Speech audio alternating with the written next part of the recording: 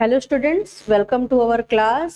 तो आज हम लोग हाई स्कूल के इंग्लिश लिटरेचर के प्रोज से थर्ड चैप्टर जो कि था टू स्टोरीज अबाउट फ्लाइंग का दूसरा हिस्सा देखेंगे। जो पहला हिस्सा था our first flight, his first flight, वो हम लोग देख चुके हैं।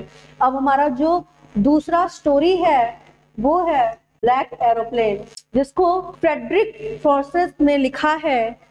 और इसमें एक ऐसे व्यक्ति की, एक ऐसे पायलट की कहानी है जो पेरिस के ऊपर से होता हुआ अपने घर इंग्लैंड की तरफ जो है एक एरोप्लेन से जाने का प्रयास करता है। और उसको लगता है कि उसकी जो उड़ान है वो बहुत इजी होगी और वो आसानी से सुबह के नाश्ते तक जो है वो पहुंच जाएगा, पर ऐसा होता नहीं है। उसको तूफान का सामना करना पड़ता है और फिर उसको एक ऐसा एरोप्लेन मिलता है जो उसकी हेल्प करता है, जिसके लिए ही इस चैप्टर का नाम है द ब्लैक एरोप्लेन। वो एरोप्लेन कब आता है और कहाँ चला जाता है उसका मदद करके उसको कोई नहीं जानता। तो आइए देखते हैं कि क्या है इस स्टोरी में। कहते हैं the moon was coming up in the east, पूर्व की तरफ चांद निकल आया था। बिहाइंड मी, मेरे पीछे, and stars were shining in the clear sky above me. कहते हैं स्टार्स वर शाइनिंग, और जो सितारे हैं शाइनिंग, चमक रहे थे इन द क्लियर स्काई, कहते हैं स्वच्छ आकाश में, अबोव मी, मेरे ऊपर। जो चांद है अब वो एरोप्लेन में है, चांद उनके पीछे है, जो सितारे हैं उनके ऊपर स्वच्छ आकाश में है। There was not a cloud in the sky, आकाश में बादल नहीं है। I was happy to be alone high up above the sleeping countryside। कहते हैं कि सोते हुए गांव वाले के ऊपर से, ठीक है, अकेले ऊंचाई पर मैं खुश था। I was flying my old Dakota aeroplane. वो कहते हैं कि मैं उड़ान भर रहा था, मैं उड़ रहा था माई ओल्ड डकोटा। डकोटा उनके जहाज, उनके एरोप्लेन का नाम है। तो अपने पुराने डकोटा एरोप्लेन में वो उड़ान भर रहे थे ओवर फ्रांस, फ्रांस के ऊपर से बैक टू इंग्लैंड, इंग्लैंड वापसी की तरफ। I was dreaming of my holiday. कहते हैं आई वॉज ड्रीमिंग, मैं स्वप्न देख रहा था, ऑफ माई हॉलीडे, अपने छुट्टियों के बारे में, and looking forward to being with my family, और सामने अपने परिवार के साथ होने का भी स्वप्न देख रहा था। आई लुक्ड एट माई वॉच, मैंने अपनी घड़ी देखी।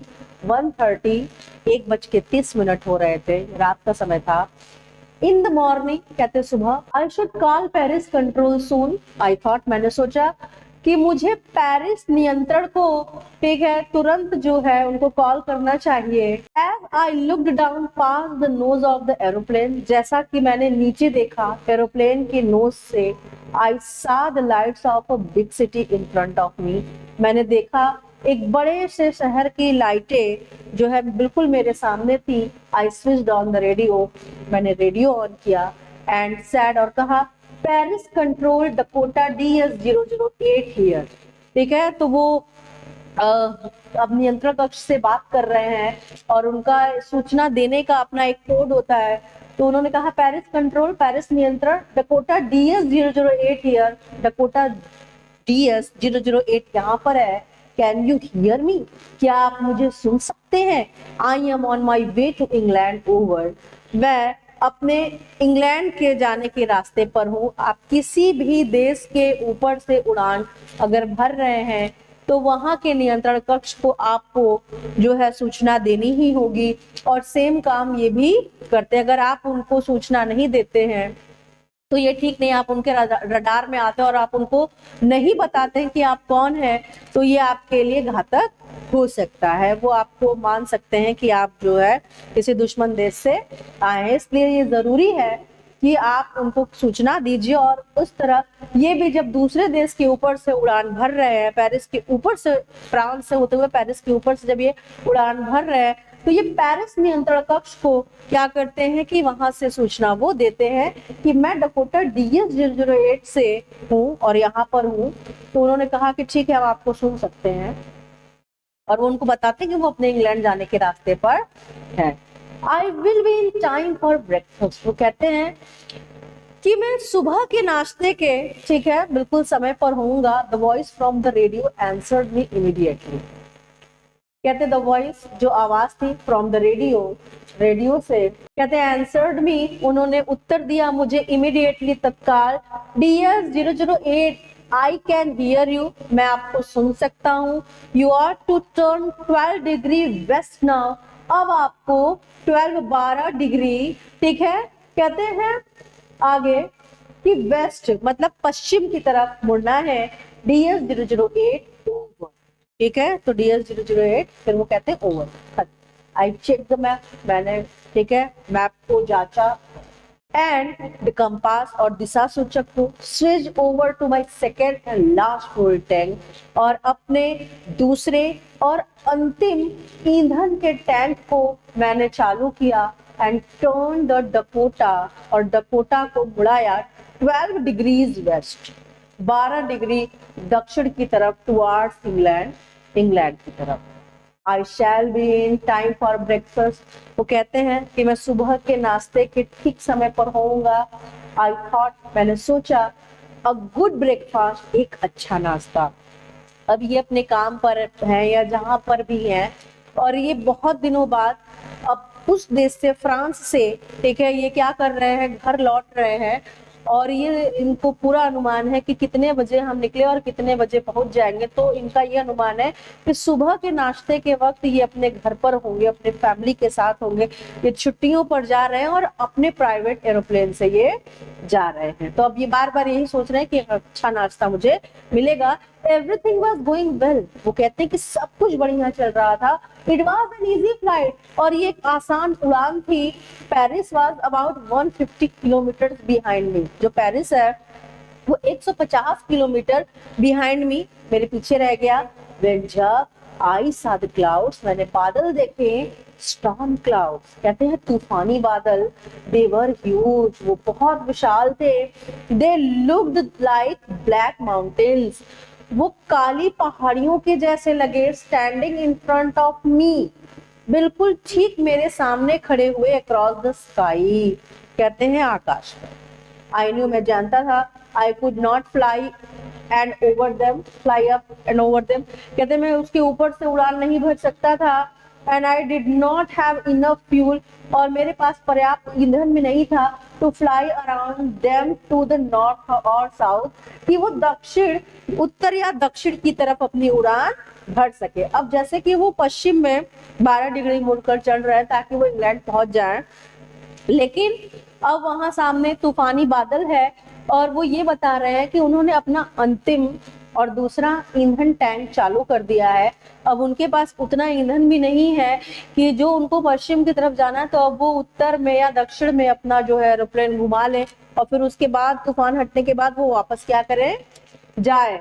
तो अब वो ये भी नहीं कर सकते हैं। वो कहते हैं कि I ought to go back to Paris, I thought, but want to get home, वो कहते हैं आई ought to go back to Paris, वो मन ही मन सोचते हैं कि मुझे पेरिस वापस चले जाना चाहिए था। आई थॉट, मैंने सोचा, बट लेकिन I want to get home, मैं घर जाना चाहता था। अब उन्होंने सोचा कि इस तूफान में फंसने से अच्छा था कि जब उनको पहले ऐसा लगता है तो उनको पेरिस वापस चले जाना चाहिए था। फिर वो सोचते हैं कि उनको घर भी जाना है। वो कहते हैं आगे, आई वॉन्ट दैट ब्रेकफास्ट, मुझे वो सुबह का नाश्ता चाहिए था।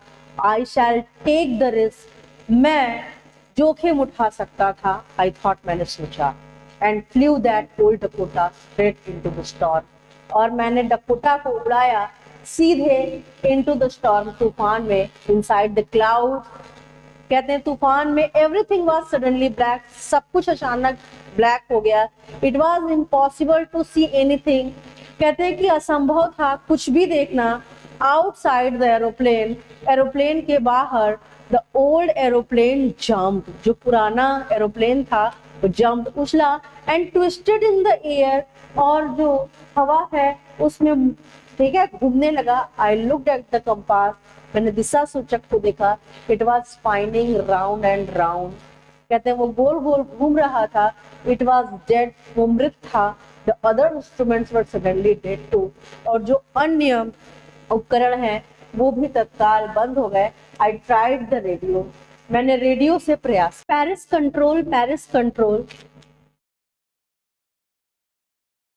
आप देख पा रहे हैं कि यहाँ से वो जो है बोलते हैं कि आई ट्राइड द रेडियो, और वो रेडियो जो है रेडियो से संपर्क साधने का प्रयास करते हैं। कहते हैं Paris control, Paris control, Paris नियंत्रण कक्ष, पेरिस नियंत्रण कक्ष, कैन यू हियर मी, क्या आप मुझे सुन पा रहे हैं?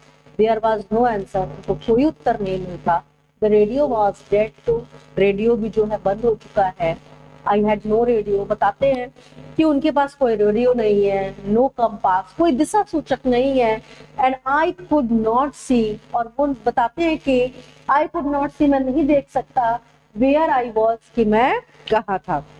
अब पूरे काले बादल में उनको कुछ भी नहीं दिखाई दे रहा है, ना उनका कोई इंस्ट्रूमेंट काम कर रहा है, कोई उपकरण भी काम नहीं कर रहा है। वो कहते हैं I was lost in the storm, मैं तूफान में खो गया। वो कहते हैं कि then in the black cloud, कहते हैं फिर इन द ब्लैक क्लाउड, काले बादलों में, क्वाइट का मतलब है बिल्कुल, नियर मी, मेरे पास, आई सा एनदर एरोप्लेन, वो कहते हैं कि मैंने एक दूसरा हवाई जहाज देखा। It had no light on its wings, तो जो उसके पंख हैं उस पंख में कोई लाइट जो है नहीं थी। जैसा कि बाकी पंखों में क्या होता है कि लाइटें होती हैं, पर उसके पंख पे कोई लाइट नहीं थी। वो कहते हैं कि but I could see it flying next to me, तो कहते हैं लेकिन आई कुड सी, मैं देख सकता था, इट इसे फ्लाइंग, उड़ते हुए, नेक्स्ट टू मी, ठीक मेरे बगल में, थ्रू द स्टॉर्म, तूफान के लिए।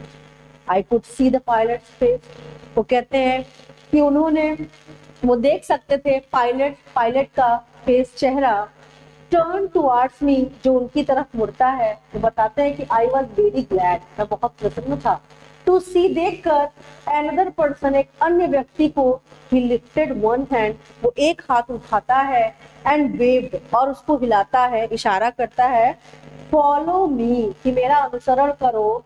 ही वाज सेइंग, वो कह रहा था, क्योंकि एक एरोप्लेन से दूसरे एरोप्लेन में बात करना असंभव है, ऊपर कुछ भी नहीं सुनाई देगा, इसलिए वो हाथ से इशारा करके उनको बताते कि अब मेरे पीछे आओ। ही नोज, वो जानता था, दैट आई एम लॉस्ट, कि मैं खो गया हूँ। नैरेटर बताते हैं कि वो जानता था कि मैं खो गया हूँ। आई थॉट, ऐसा मैंने सोचा, he is trying to help me, वो मेरी मदद करने का प्रयास कर रहा है। He turn his aeroplane slowly, उसने धीरे से अपना हवाई जहाज मुड़ाया, टू द नॉर्थ, उत्तर की तरफ, in front of my Dakota, मेरे डकोटा के इन फ्रंट ऑफ, सामने। सो दैट, तो का मतलब अलग हो, तो इसलिए, दैट का अगर अलग मतलब हो तो की और साथ मिलकर ये बनाते हैं ताकि, तो सो दैट, ताकि, it would be easier for me, मेरे लिए आसान हो, टू फॉलो हिम, उनका अनुसरण करना। आई वॉज वेरी हैप्पी, मैं बहुत खुश था, to go behind the strange aeroplane, एक अजनबी, या अजनबी ही कह सकते हैं, स्ट्रेंज का मतलब अजनबी एरोप्लेन के बिहाइंड, पीछे जाकर, लाइक एन ओबीडियंट चाइल्ड, एक आज्ञा मानने वाले बच्चे की तरह। अब वो अपना जो है बुद्धि लगाना छोड़ देते हैं, और वो जैसा जैसा वो अजनबी एरोप्लेन का जो पायलट जो कह रहा था वो करते जा रहे थे। आफ्टर हाफ एन आवर, लगभग आधे घंटे के बाद, द स्ट्रेंज ब्लैक एरोप्लेन, जो अजनबी ब्लैक काला एरोप्लेन हवाई जहाज था, was still there in front of me, फिर से मेरे सामने था, इन द क्लाउड्स, बादलों में। Now there was only enough, कहते हैं now there was only enough fuel, अब पर्याप्त ईंधन था, in the old Dakota's last tank, कहते हैं ओल्ड मतलब पुराने, डकोटा के लास्ट टैंक, अंतिम टैंक में, टू फ्लाई फॉर 5 और 10 मिनट्स मोर, जिससे 5 या 10 मिनट और उड़ा जा सकता था। I was starting to feel frightened again, कहते हैं I was starting to feel frightened again, जब उनको पता चलता है कि अब ये 5 या 10 मिनट और उड़ सकता है, क्योंकि बाहर वो नहीं देख पा रहे कि वो कहाँ है, तो उनको डर लगने लगता है कि 5-10 मिनट बाद जब ईंधन खत्म हो जाएगा तो उनका मरना तय होगा। But then he started to go down, कहते हैं बट फिर, देन he started, उन्होंने शुरू किया, टू गो डाउन, नीचे जाना, एंड आई फॉलोड, और मैंने अनुसरण किया, टू द स्टॉर्म, तूफान में। जब वो देखते कि जो दूसरा एरोप्लेन है वो नीचे जाने का प्रयास कर रहा है, तो ये भी उसका अनुसरण करने लगते हैं तूफान में। Suddenly I came out of the cloud, कहते हैं अचानक, आई केम आउट, मैं बाहर निकला, ऑफ द क्लाउड, बादलों के, एंड सा, और देखा, टू लॉन्ग स्ट्रेट लाइन, यहाँ पे आप देख पा रहे हैं, कहते हैं टू लॉन्ग स्ट्रेट लाइन्स, तो सीधी, ठीक है, लाइनें, लाइट्स, ठीक है, बत्तियों के साथ, इन फ्रंट ऑफ मी, जो मेरे सामने था। इट वाज अ रनवे, कहते ये रनवे था, एन एयरपोर्ट, एक हवाई अड्डे का रनवे था जिस पर हवाई जहाज उतारते हैं। आई वॉज सेफ, मैं सुरक्षित था। I turn to look for my friend in the black aeroplane, कहते आई टर्न, मैं मुड़ा, टू लुक, देखने के लिए, फॉर माई फ्रेंड, अपने मित्र को, इन द ब्लैक एरोप्लेन, जो काले हवाई जहाज में था। But the sky was empty, लेकिन जो आकाश था वो बिल्कुल खाली था। देयर वॉज नथिंग देयर, वहां कुछ भी नहीं था। जब वो रनवे पर आ जाते हैं, अब उतरने वाले हैं, चूंकि 5-10 मिनट काफी है रनवे पर उतारने के लिए, तो वो सोचते कि वो अपने मित्र को देखें और धन्यवाद करें, लेकिन पीछे कुछ भी नहीं होता है, कोई नहीं होता। आई लैंडेड, वो कहते हैं मैं उतरा, and was not sorry to walk away from the old Dakota near the control tower, कहते हैं वॉज नॉट सॉरी, और मुझे कोई खेद नहीं था, to walk away from the old Dakota से चलकर जाने में, नियर द कंट्रोल टावर, ठीक है, नियंत्रण टावर तक। आई वेंट, मैं गया, एंड आस्क्ड अ वुमन, और एक महिला से मैंने पूछा, इन द कंट्रोल सेंटर, नियंत्रण केंद्र पर, वेयर आई वॉज, कि मैं कहाँ था, and who the other pilot was, और जो दूसरा पायलट था वो कौन था। आई वॉन्ट टू से थैंक यू, मैं उससे धन्यवाद करना चाहता था। She looked at me very strangely, वो कहते कि उसने मुझे अजीब ढंग से देखा, and then, और फिर लाफ, वो हंस पड़ी।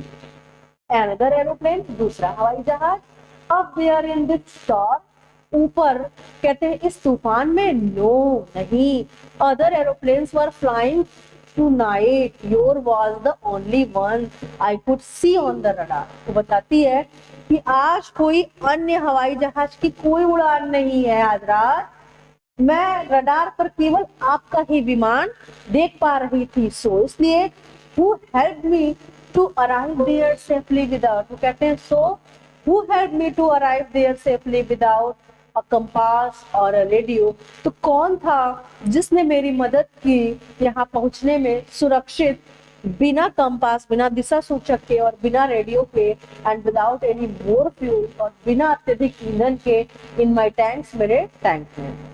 Was the pilot, वो पायलट कौन था, on the strange black aeroplane, उस अजीब काले जहाज में, flying in the storm, जो तूफान में उड़ रहा था, without lights, बिना प्रकाश के। तो अब यहाँ पे स्टोरी ये है कि उनको एक ऐसा एरोप्लेन मिलता है जिसका किसी के रडार पर, किसी देश के रडार पर, या जिस देश में ये लोग आ चुके हैं उस देश के रडार पर कोई दिशा, मतलब कोई उनकी सूचना ही नहीं है। और अब जो पायलट हैं, जो नैरेटर हैं, वो ये सोचते हैं कि कौन था वो जिसने उनकी मदद की। एक बार को उन्हें भय भी लगता है, लेकिन सबसे ज्यादा वो इस बात से परेशान थे कि वो उसको धन्यवाद नहीं कर पाते हैं। तो जो हमारा थर्ड चैप्टर है, जिसकी 2 स्टोरीज थी, जिसको आपने पहले पार्ट में पढ़ा, हिज फर्स्ट फ्लाइट, जिसमें एक छोटा सीगल था, जिसकी पहली उड़ान के बारे में कहानी थी, और जो दूसरी स्टोरी थी वो आपने पढ़ा ब्लैक एरोप्लेन, जो कि एक ऐसा एरोप्लेन है जिसमें कि जिसके बारे में कि हमें कुछ पता ही नहीं लगता कि वो कब आते हैं, कब मदद करते हैं और कहाँ चले जाते हैं। तो 2 स्टोरीज अबाउट फ्लाइंग जो चैप्टर है वो बहुत ही इंपॉर्टेंट चैप्टर है, और इससे आपके बोर्ड्स में क्वेश्चन मस्ट आने ही आने हैं। तो आप इसको ध्यान से देख चुके हैं, ध्यान से इसको पढ़ लीजिएगा। और अब नेक्स्ट क्लास में हम लोग अगला चैप्टर देखेंगे। Thank you.